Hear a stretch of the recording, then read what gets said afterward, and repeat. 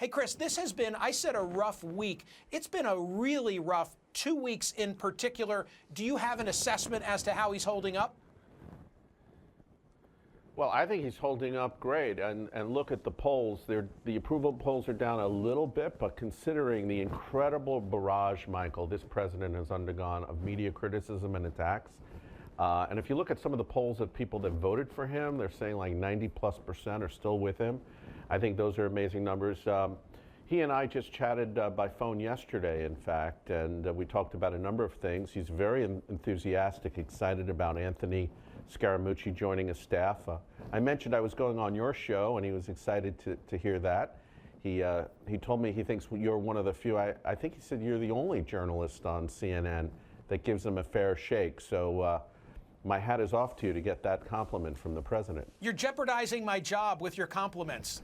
But you're telling me that he's doing well. I mean, Chris, there's been an onslaught. I don't want to go through the whole list because I just did it at the top of the program. But whether it's, well, now I started to do it. You're telling me that despite all of this, the problems with Sessions, the Russian probe, the pardon conversation, that his tone, his demeanor is still one of strength. This man is extremely resilient. I've always found, I've known him for a long time, and I've always found when things are tough, he's actually more resilient, more relaxed. He can deal with numerous problems, issues, crises going on at the same time. He's a man that ran a phenomenal billion-dollar, multi-billion-dollar real estate empire around the world. At the same time, he was a hit TV star in a primetime show that lasted for 15 years. At the same time, he was a major media political figure. So he's handled like 3 careers simultaneously. So for Donald Trump handling a number of things, this is like easy stuff. I think what we're seeing here is there's an adjustment period for him. He's never been president. There's no on-the-job training for it. He's never really been in politics officially.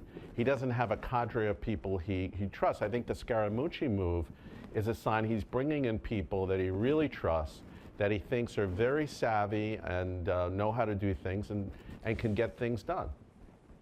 I want to roll some audio from Scaramucci yesterday making his maiden voyage in the White House press room. Play it, and then I'm going to ask a question.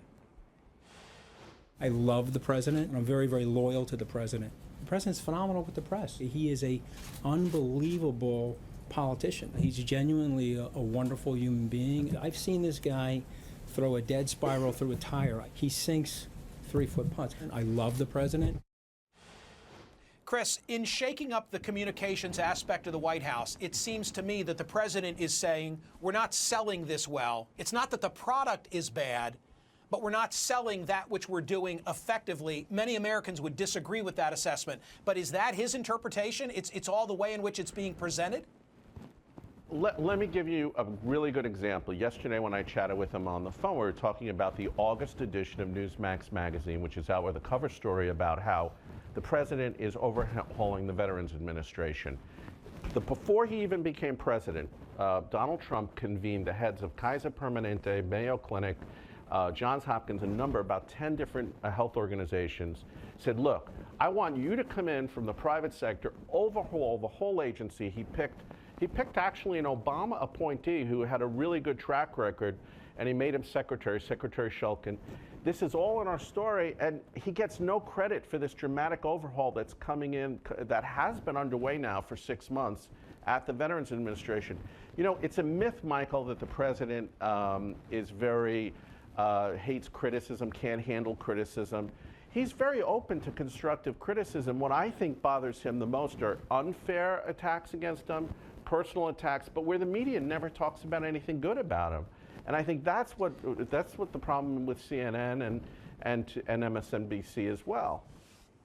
But Chris, it's like we're living in alternative universes where you're saying there's positive news and only a conservative outlet like Newsmax will tell it to those who read the Washington Post on a day like today and learn that according to intercepts, apparently there was conversation between the Attorney General, now Jeff Sessions, and Sergei Kislyak about the Trump campaign.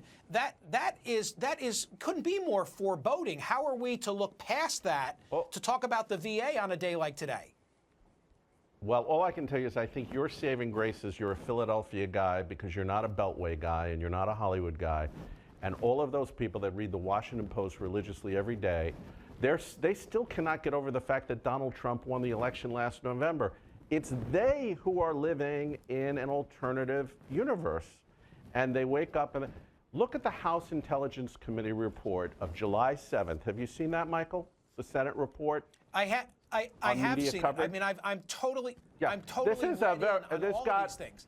This got zero coverage on CNN, okay? This report showed that internal security agencies of the United States are leaking, on average, once a day, top secret classified information against the president and his administration. There were 144 leaks up until that report on July 7th, almost every single day since he's been inaugurated.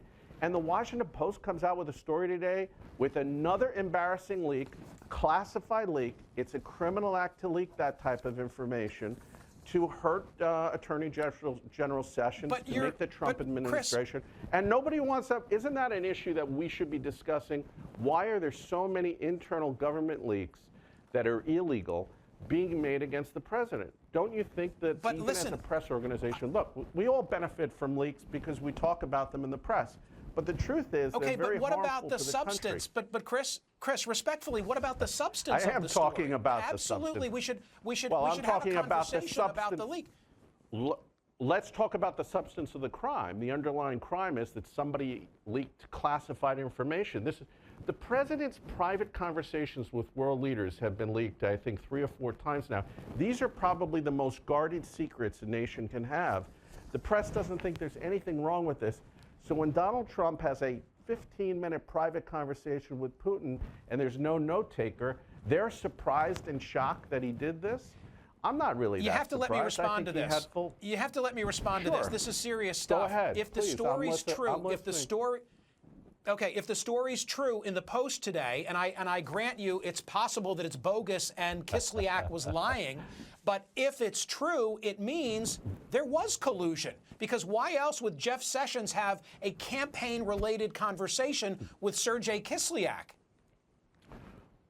The Obama administration set up the meeting and asked the diplomats, including the Russian diplomat, to go to Cleveland to meet Republicans, including Jeff Sessions, who was then a U.S. Senator. At an event there, they bumped into each other and they talked. That an Obama-created event, okay, at the Republican National Convention. They talked for a few minutes. Kislyak reports back to Russia. He told me things about the campaign.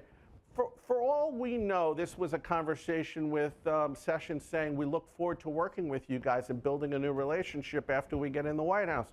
That would be considered a campaign-related discussion, wouldn't it be? It seems very innocuous, very benign. You guys we don't even know what the substance of those discussions were, and yet we're already suggesting that somehow, I think somebody on CNN accused Attorney General Sessions of treason. I mean, that's a very serious crime to accuse somebody of treason, and very unfair, I think.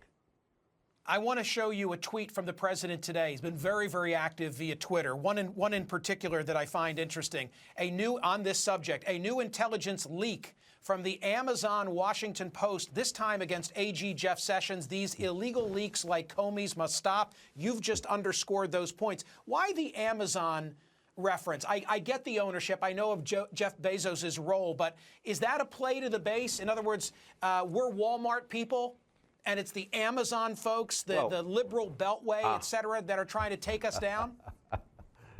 Well, fortunately, I'm not a White House spokesman or somebody that speaks on behalf of the president. But you know him. You know his psyche. Well, yeah, but but he and I have not talked about what we think about Amazon, for instance.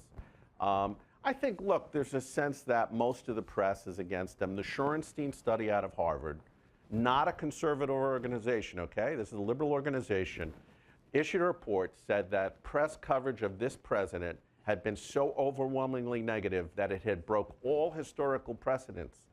I think there's a duty, Michael, that you have and I have. At Newsmax, if you go up there right now, you'll see we do cover the Washington Post story, but we have also stories that defend the president and give a fair balance that you're not getting from the rest of the media.